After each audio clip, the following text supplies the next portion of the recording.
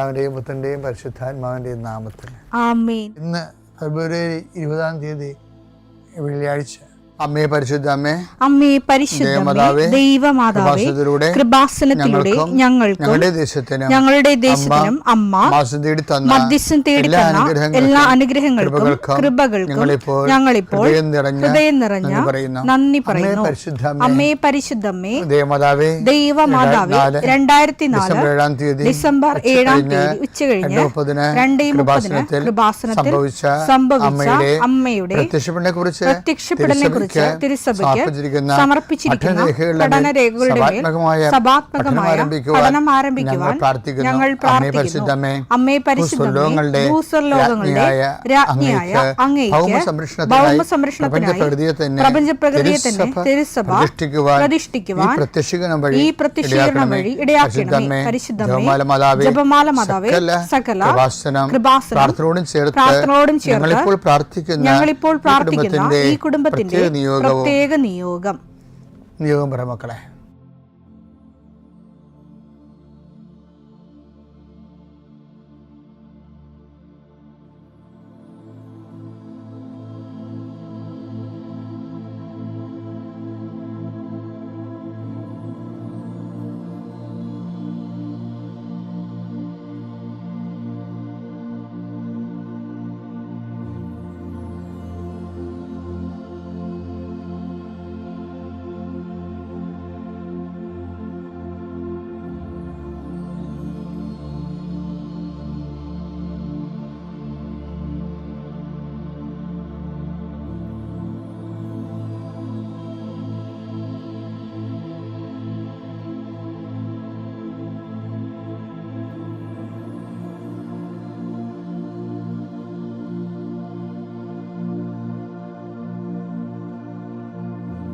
അമ്മയുടെ പ്രത്യക്ഷീകരണത്തിന്റെ ഈ അനുഗ്രഹവേളയിൽ ഞങ്ങൾക്ക് സാധിച്ചു തരുവാൻ കനിയണമേ.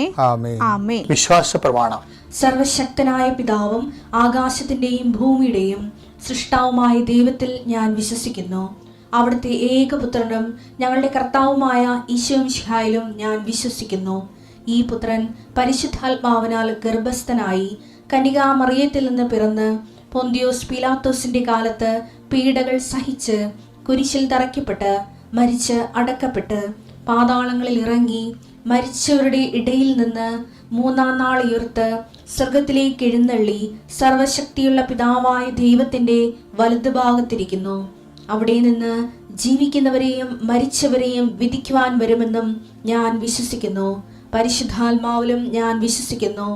വിശുദ്ധ കത്തോലിക്കാ സഭയിലും പുണ്യവാന്മാരുടെ ഐക്യത്തിലും പാപങ്ങളുടെ മോചനത്തിലും ശരീരത്തിന്റെ ഉയർപ്പിലും നിത്യമായ ജീവിതത്തിലും ഞാൻ വിശ്വസിക്കുന്നു. ആമേൻ.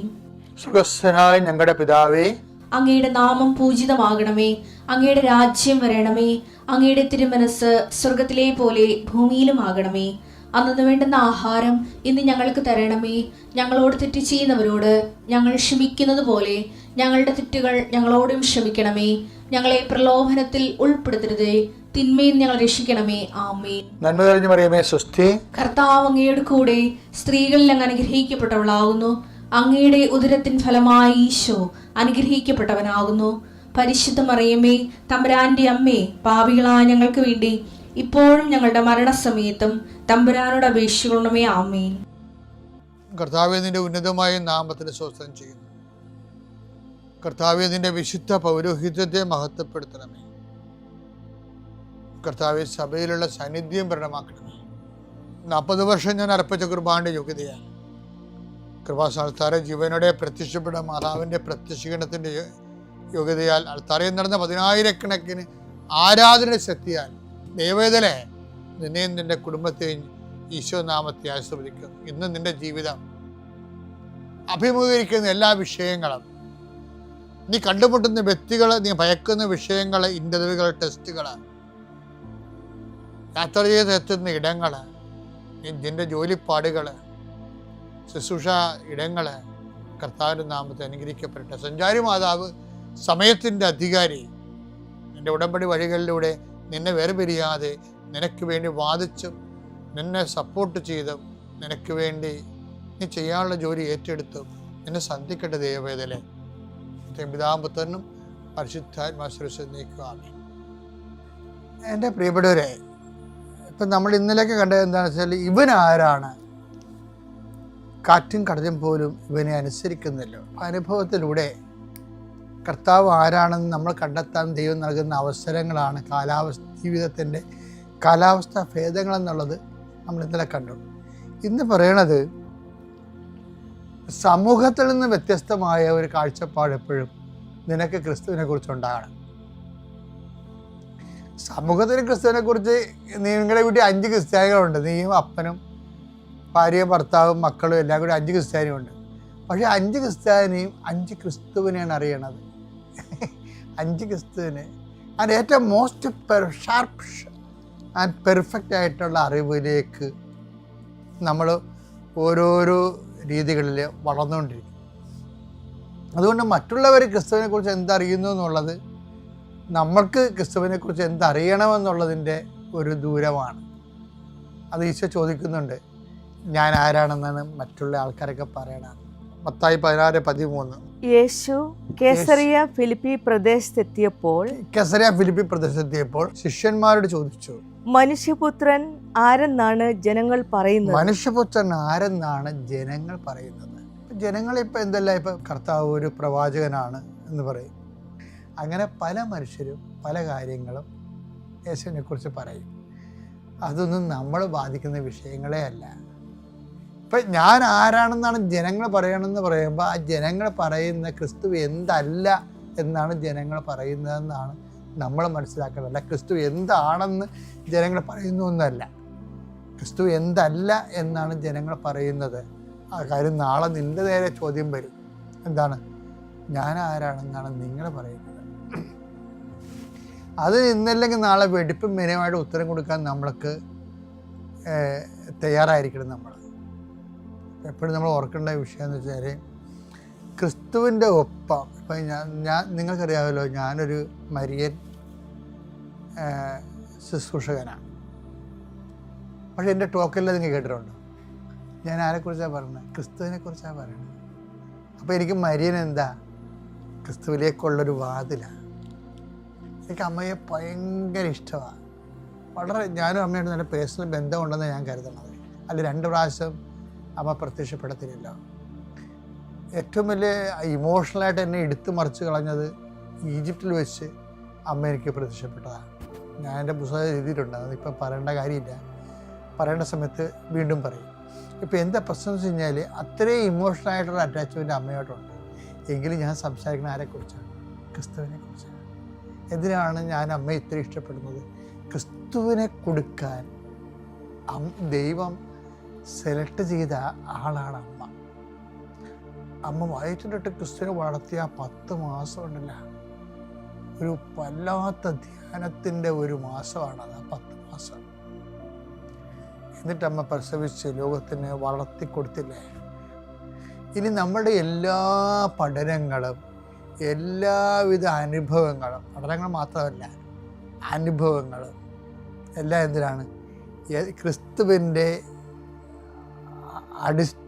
ആത്യന്തികമായ അറിവിലേക്ക് നമ്മളെ കൊണ്ടുവരുന്നതായിരിക്കണം. കാര്യം ഒരു വ്യക്തിക്ക്, ഞാൻ പറഞ്ഞില്ലേ, ദൈവം നമ്മളോട് ഇൻട്രാക്ട് ചെയ്യണത് ആദ്യം അനുഗ്രഹം തരും. അപ്പോൾ നമ്മൾ ABCD ക്രിസ്ത്യാനി ആണെങ്കിൽ അനുഗ്രഹങ്ങളൊക്കെ തന്ന് അങ്ങനെ നമ്മൾ കുറച്ചുമ്പോൾ മരിച്ചു പോകും. ചില ആൾക്കാർക്ക് അഭിഷേകം കിട്ടും. അതായത് അവർക്ക് ഇഷ്ടമായ ദൈവത്തെ സ്നേഹിച്ച് ദൈവത്തിന് വേണ്ടി ജീവിക്കണം. അപ്പോൾ തങ്ങളുടെ വയറിനും കുടുംബത്തിനും വേണ്ടി ജോലിക്കും മാത്രം ദൈവത്തെ ആശ്രയിക്കുന്നവർക്ക് അനുഗ്രഹം കൊടുത്ത് അനുഗ്രഹത്തിൽ അവർ മരിച്ചു പോകും. അനുഗ്രഹത്തിൽ അവർ 90 വയസ്സൊക്കെ ജീവിച്ച് മരിച്ചു പോകും. സെക്കൻഡ് സെക്ഷൻ ഉള്ളതെന്ന് വെച്ച് കഴിഞ്ഞാൽ അനുഗ്രഹത്തിൻ്റെ അപ്പുറത്തെ സ്ഥലം അഭിഷേകം ഉള്ളവർ ക്രിസ്തുവിനെ കൊടുക്കാൻ നോക്കും മറ്റുള്ളവർക്ക്. ആ അഭിഷേകമുള്ളവർക്ക് എന്ന് പറയുമ്പോൾ അഭിഷേകമുള്ളവർക്ക് എപ്പോഴും കിട്ടുന്നത് കാര്യം ക്രിസ്തുവിൻ്റെ ഒരു ഭാഗം മുഴുവൻ ത്യാഗമാണ്, മുറിവിൻ ഒടിയുവാണ്. നമുക്ക് ഉയർത്തുന്നതിൻ്റെ ക്രിസ്തുവിനെ കിട്ടുന്നതിന് മുമ്പ് പാഷൻ ക്രിസ്തുവാണ് നമുക്ക് കിട്ടുന്നത്. ഇത് 50-50 ആണ് ശരിക്കും. അതിൻ്റെ വിഷയം എന്ന് പറയുന്നത് നമ്മുടെ സത്യകേട് കാണിക്കരുത്. അപ്പം ചില ആൾക്കാരെ കാനഡയിൽ പോകാൻ മാത്രം കിട്ടണ കല്യാണം. അപ്പം കാനഡയിൽ പോകാൻ PR കിട്ടിയില്ല എന്നുണ്ടെങ്കിൽ ഉടനെ ഡൈവേഴ്സ് ചെയ്യും. അപ്പോൾ ഇയാൾ ആരുടെ കല്യാണം, കാനഡയിലാണ് കല്യാണം കഴിച്ചത്, അതാ PR ആണോ കല്യാണം കഴിച്ചത്? എന്നിട്ട് ദൈവത്തിൻ്റെ മുമ്പിൽ വന്ന് സർക്കാരുടെ മുമ്പിൽ വന്നുകൊണ്ട് സുഖത്തിലും ദുഃഖത്തിലും എന്നൊക്കെ പറഞ്ഞുകൊണ്ട് കുറേ വിവരക്കേട് വിളിച്ച് പറയുകയും ചെയ്യും. അപ്പോൾ ഇതൊക്കെ ഇനി ഒറ്റടക്ക് പോകത്തില്ല, ഇതിനെല്ലാം തിരിച്ചു വരും. നിങ്ങളെ എപ്പോഴും ശ്രദ്ധിക്കണം കേട്ടാ, ഒന്നുറങ്ങി നേരം വിളിക്കത്തില്ല. ഇതെല്ലാം നിങ്ങളുടെ ഒരു കാലമാകുമ്പോൾ ദൈവത്തിന് നിരക്കാത്ത പണിയാണ് കാണിച്ചിട്ടുണ്ടെങ്കിൽ എൻ്റെ പൊന്നു മക്കളെ തിരിച്ചു വരും. ഒരു മാർഗ്ഗമില്ല കാര്യത്തിൽ. ഇതൊക്കെ ചെറുപ്പത്തിൽ തിളപ്പ് കൊണ്ട് ബുദ്ധിയും ബോധം ഇല്ലാത്തതുകൊണ്ട് ഇപ്പം കാണിച്ചുകൊണ്ട് ദൈവത്തിനെ കണ്ടി പൊഴിയിടുന്ന പരിപാടികളാണ്. ഈ അഭ്യാസങ്ങൾ നിർത്തിക്കൊണ്ട് തിരിച്ചു വരേണ്ടി വരും. എന്ത് കാര്യം, ഞാനിതൊക്കെ പറയുമ്പോൾ ഞാൻ പറയണമല്ലോ, ഇത് 21 ലക്ഷം മനുഷ്യരല്ലേ ഇത്രയും നാൾ അവരുടെ സങ്കടങ്ങൾ കേട്ടിരിക്കുന്നത്. അതിൻ്റെ അകത്ത് സ്ത്രീകളുമുണ്ട് പുരുഷന്മാരുമുണ്ട്. അപ്പോൾ എനിക്ക് ദേഷ്യമൊക്കെ ഉണ്ടാവും കേട്ട് വരുമ്പോഴേ ഓരോ മനുഷ്യൻ്റെ ജന്മം ഇങ്ങനെ നിരർത്ഥകമായിട്ട് പൊലിച്ച് കാണുമ്പോഴേ നമുക്ക് വിഷമം വരും ശരിക്കും. അപ്പം അതാണ് എൻ്റെ വാക്കിലൂടെയൊക്കെ ഇടയ്ക്ക് നിങ്ങൾ കേൾക്കണത്.